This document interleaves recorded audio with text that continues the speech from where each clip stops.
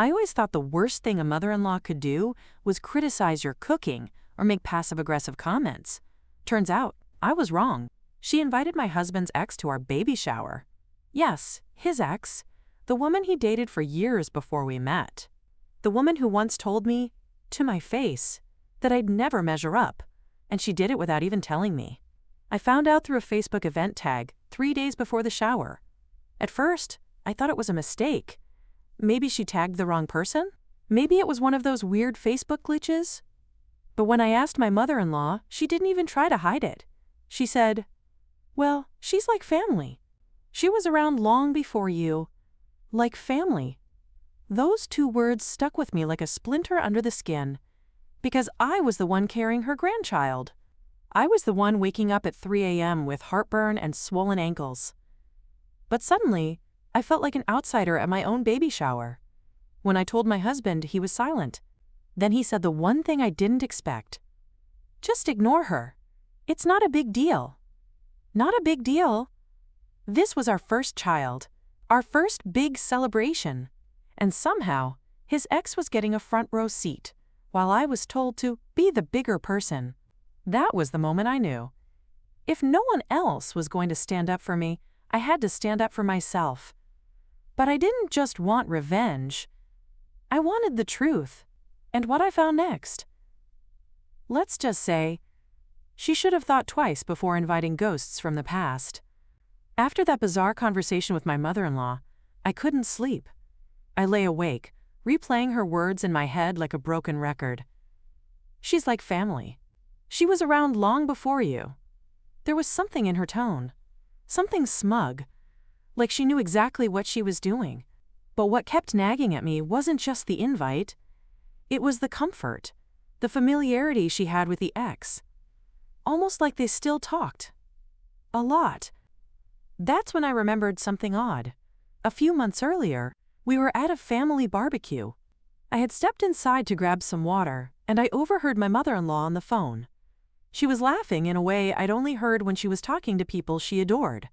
And she said something I'll never forget. "You know he still thinks about you. He married her, but we both know what's real." Back then, I brushed it off. Maybe she was talking to a friend. Or being dramatic. But now? That memory hit differently. I started digging, not out of paranoia, but out of survival. Because if I was going to be raising a child in this family, I needed to know what I was up against. I went through my husband's old social media photos. Every post with his ex was still up. Not just tagged, but favorited by his mom recently. She'd commented things like, "Such a lovely couple. Miss these days. Wish things had turned out differently." And when I asked my husband about it, he shrugged, said it was just nostalgia, that his mom never really liked change, but something was off. I wasn't just dealing with a bitter woman clinging to the past. There was a game being played behind my back, a twisted loyalty, a secret alliance, and I was about to find out just how deep it ran. The day before the baby shower, I was folding tiny onesies in the nursery when my husband's phone buzzed on the nightstand. He was in the shower. I wasn't snooping, at least, not intentionally, but the notification lit up and the name made my stomach drop. Mom, red heart. It wasn't the name. It was the preview that made me freeze. Don't tell her. She'll overreact like she always does. You know I only talk to her for your sake. Her. I stared at the message for a second too long. Then the phone auto-locked. I didn't even know how to feel. Angry? Betrayed? Exhausted? I waited for him to come out of the bathroom. Tried to keep my voice steady. "Hey, your mom texted you. Something about not telling me and talking to someone?" He dried his hands, glanced at his phone, and immediately tensed. "It's nothing," he said. "Just her being dramatic. You know how she is." But I didn't know how she was, not like this. So I asked, flat out, "Is she still talking to your ex?" Silence. Then a sigh. A long, heavy one. "Yeah," he said. "They message sometimes. I don't really care. I've moved on." But that wasn't the issue. The issue was that his mother was maintaining a relationship with the woman who once tried to sabotage mine. and who was now showing up to the most intimate celebration of my life. And worse? He knew, and didn't think it was worth telling me. That's when something in me clicked. This wasn't just about the baby shower anymore. This was about respect. This was about being treated like an afterthought in my own marriage. So while they were all playing polite family, I started planning something else. A reveal of my own. You know how they say once you notice the cracks, you can't unsee them? After that message, I couldn't stop seeing signs, not just of disrespect, but of something far more sinister brewing beneath the surface. It was subtle at first. The way my mother-in-law would accidentally mention my husband's ex in conversations. "Oh, remember how she used to make those lemon bars you loved? She always looked so put together, even when she was pregnant." It was like I was being compared to a ghost who never left. But I played along, smiled, nodded, even let her plan most of the baby shower, just to keep the peace. But behind that smile, I was collecting receipts. And then, one night, when my husband fell asleep with his laptop open, I found it, an email thread, between his mother and someone else. Except the name wasn't familiar. It was a man's name. At first, I thought nothing of it. Until I saw the subject line. R.E. That weekend at the lake house. Delete the photos. My hands went cold. The lake house was a place she always said she went to get away with her girlfriends. But this wasn't a girls' trip. I clicked. And what I found wasn't just emotional betrayal. It was a full-blown affair. Photos, messages, even hotel bookings, all signed with hearts and nicknames no daughter-in-law should ever see. And that's when it hit me. She wasn't just clinging to the past. She wasn't just meddling in my life out of maternal pride. She was projecting everything she hated in me. My independence, my boundaries, my position as her son's wife came from the guilt of her own lies. And I knew in that moment, if she was bold enough to invite his ex to my baby shower, then I was bold enough to let everyone know who she really was. The morning of the baby shower, I stood in front of the mirror, smoothing down the soft blue fabric of my dress. I looked calm, composed, glowing even. But inside, I was fire. I'd spent the past 2 days organizing everything. Quietly, strategically. I wasn't going to scream. I wasn't going to throw a tantrum. That's what she expected. No, I was going to do this my way. Public, precise, unforgettable. The venue was beautiful. A garden-themed affair in a rented backyard space, filled with pastel balloons, little animal-themed decorations, and a table full of carefully labeled desserts. My mother-in-law was glowing, too. Not because of the baby. Because of control. She was in her element, floating between guests, performing like the host of the year. My husband? Oblivious. He was laughing with his friends, proudly showing off ultrasound pictures. And then she walked in. His ex, wearing white, carrying a gift, like she belonged. I saw a few heads turn. Some smiles froze on people's faces. My best friend gave me a look like, "Are you kidding me?" But I just smiled. "Thank you so much for coming," I said to her, loud enough for a few nearby guests to hear. "I didn't realize you and his mom were still so close." Her eyes widened. My mother-in-law stiffened. But I moved on before anyone could respond. Then, 15 minutes later, right after the cake cutting, I asked for a few minutes to thank everyone for coming. I stood in front of everyone, holding a microphone in one hand and a stack of carefully printed photographs in the other. "Today is about new beginnings," I said, "and I think it's time for some honesty, especially from those who claim to protect family values." Then I turned to my mother-in-law and handed her one of the photos. The color drained from her face. I didn't even need to say her name. The picture, her in a hotel lobby with another man, said enough. Gasps, murmurs. My husband looked like someone had slapped him. "You invited his ex," I said. "Now let's invite the truth." The silence after I handed her the photo was deafening. You could hear the balloons swaying in the breeze. Even the birds outside seemed to pause. My mother-in-law stood frozen, eyes darting from the picture to the faces around her. And then, her voice cracked. This is a mistake. It's not what it looks like. Classic, the oldest line in the book, but it was exactly what it looked like. I didn't just print one photo, I printed 10. Each one worse than the last. Each one dated, time-stamped. Each one undeniable. I didn't yell. I didn't accuse. I just stood there and let the truth speak for itself. She stumbled backward, grasping at her purse like it would swallow her whole. His ex? She quietly set down her gift and slipped out the side gate without a word. But my husband... He looked completely shattered. He walked toward me, not saying anything. His eyes scanned the photos in my hand, then moved to his mother, then back to me. "How long have you known?" he asked softly. "Long enough," I said. "Long enough to know what kind of woman has been trying to ruin our marriage from the inside out." My voice trembled. Not with fear, but with release. This wasn't about revenge. This was about setting a boundary that had been ignored for years. This was about claiming space, not just as his wife, but as a mother, a woman, a human being who deserved respect. His mother finally spoke again, this time louder. "I raised him. You can't take him away from me. You're just some woman he married." And there it was, the truth behind all her manipulation. She didn't see me as family. She never had. I looked her dead in the eye and replied, "You're right. I married him. I didn't need to raise him. Because unlike you, I love him enough to let him choose." The tension in the backyard was thick enough to cut with a knife. My husband stood between us, his mother, shaking and humiliated, and me, pregnant with our first child and finally done staying silent.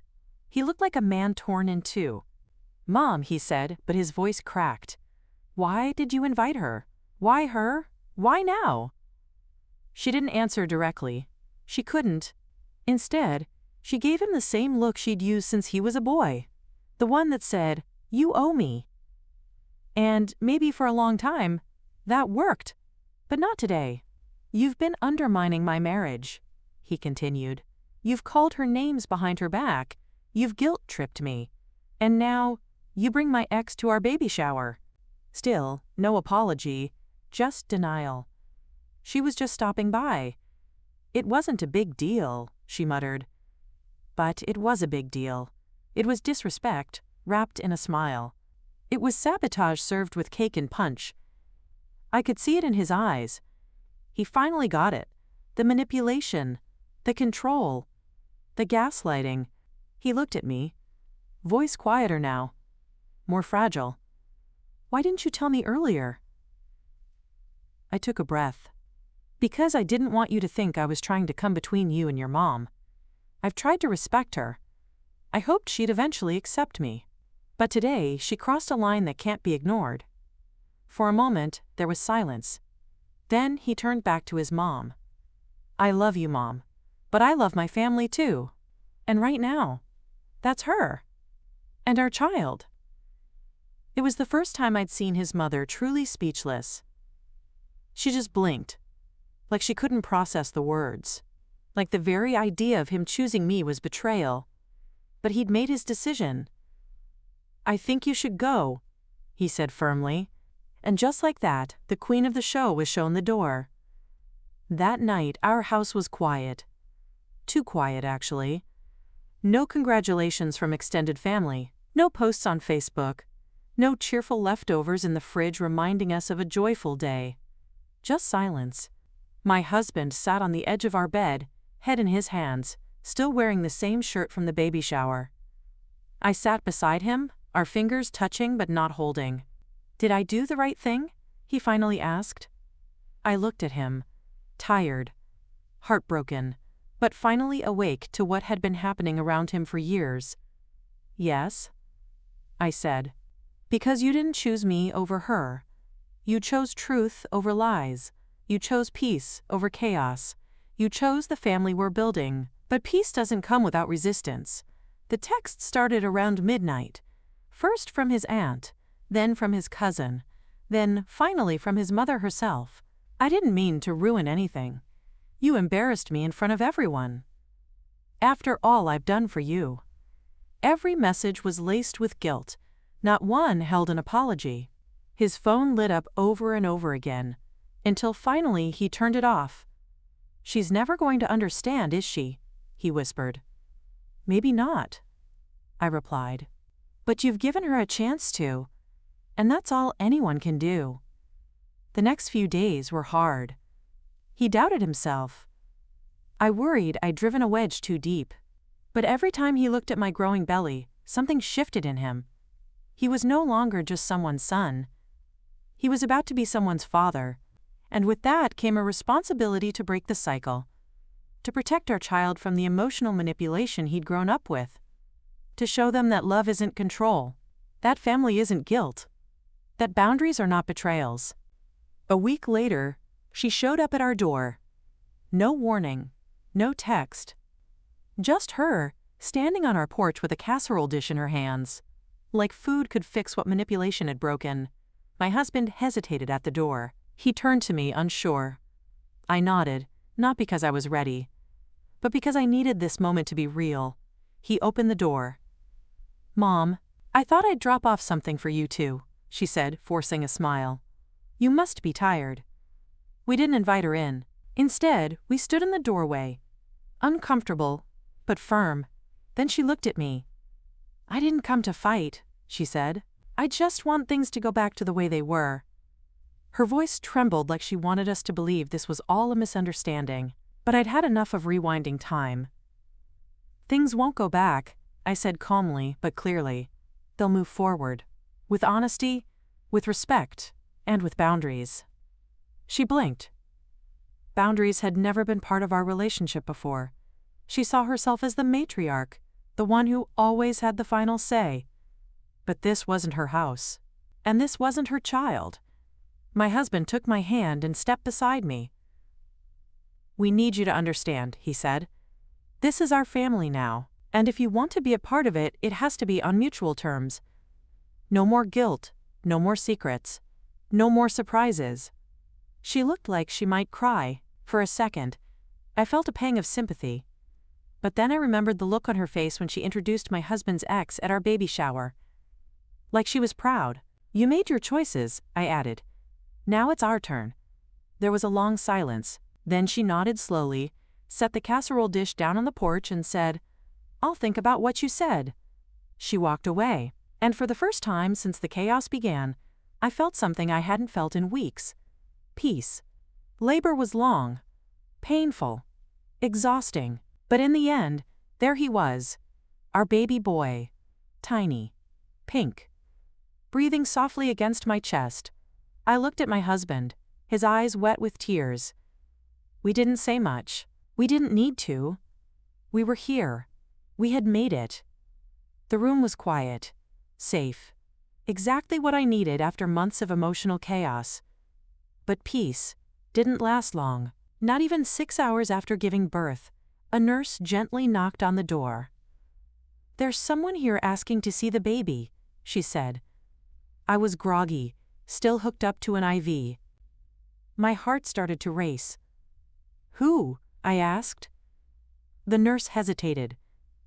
She says she's his grandmother. Of course. Her. I looked at my husband. He froze. Then whispered. She didn't even call. We had told her clearly. Respect our space. Wait to be invited. Let us breathe. And still she came. Unannounced. As always, pushing past boundaries with a smile and good intentions. My husband stepped outside the room to talk to her. I couldn't hear the conversation, but I saw the tension in his shoulders from the hospital bed. A few minutes later he came back in, alone. She's gone, he said softly. I told her this wasn't the time. I nodded. No anger, no scene. Just a decision, a new rule, enforced. And for once, he didn't flinch. We spent the rest of the day wrapped in the quiet cocoon of new life. No interruptions, no manipulation, only love. That's when it really hit me. This baby was not just the beginning of a new chapter. He was the reason we grew braver. He was the reason we stopped enabling. He was the line in the sand. Later that evening, my husband held our son and whispered, "You're never going to feel like a second choice. Not in this family." I smiled, because we were no longer living under someone else's expectations. We were building something different, something honest, something safe. And it all started the day his mother brought the past to our baby shower. And we finally said, "Enough."